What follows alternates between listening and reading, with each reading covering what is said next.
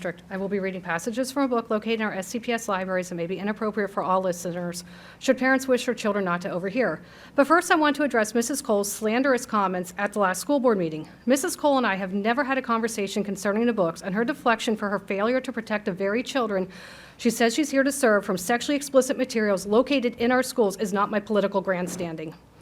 It is my intent to raise awareness beyond the left's narrative over these books and make everyone aware of exactly what their children can read courtesy of SCPS. Quite frankly, one parent reading 1 to 2 books a month will not make a dent in the 330,000 books our libraries contain.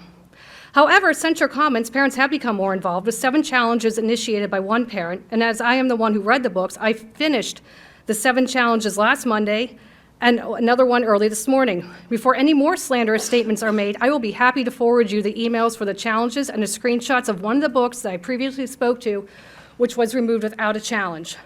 For those unfamiliar with the book challenge process, the book has to be read and paperwork filed. That makes perfect sense.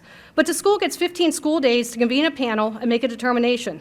What's egregious about this is that one member of the panel is a student. When I asked why a student would be on a panel to review knowingly sexually explicit books, I was told a student would have parental permission or be 18. It seems to me the extra precaution should be before the book is challenged, not after someone called it out. Even I give a warning and time for parents to react before I read, which is still 2 more steps than what SCPS takes. And third, after the panel's determination, there are multiple levels of appeal if I don't agree. So this makes it quite a long process. Criminal attorney and recently elected to the House of Delegates, Tim Anderson, has been exposing what he calls extreme sexual literature in his district's public schools. One book he has exposed is located in our SCPS schools, and it's titled The Court of Mist and Fury by Sarah Mass. He posted a statement at the end of April over these books. Quote, "For the last few days, I have spent time exposing pornographic books in Virginia Beach public schools. How did they get there? Let's start from the top. The American Library Association recently elected Emily Drabinski, a self-described Marxist, as its president. The ALA's approximately 54,000 members include librarians, libraries, library graduate schools, members of the library board and associations, and library students.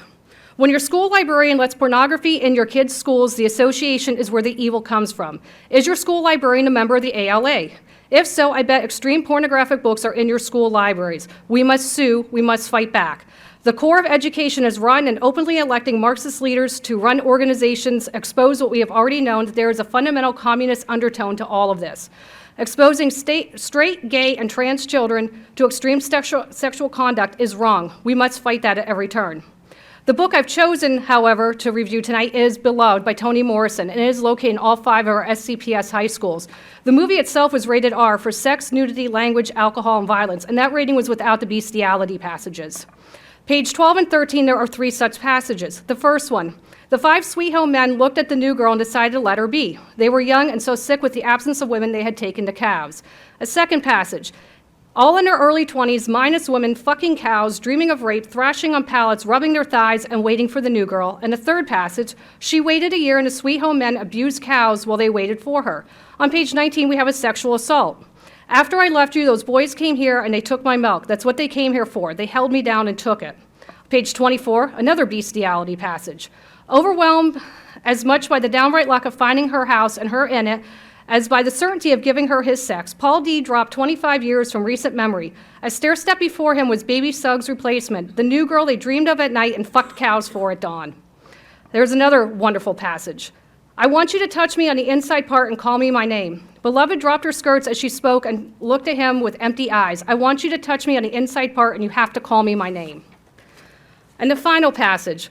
If school teacher was right, it explained how he had become a rag doll picked up and put down anywhere, anytime by a girl young enough to be his daughter, fucking her whenever he was convinced he wanted to, or when he was convinced he didn't want to, whenever she turned her behind up. And by the way, the N-word is used over 30 times.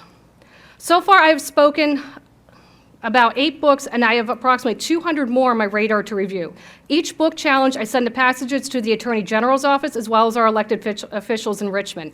I believe sunlight is the best disinfectant, and I will do my best to keep putting sunlight on these books. And as a result, just this morning, as I was shining light on these books, an attorney offered to represent myself and other parents to get these books removed. I have not yet pursued this path, but sunlight is a wonderful thing. Thank you.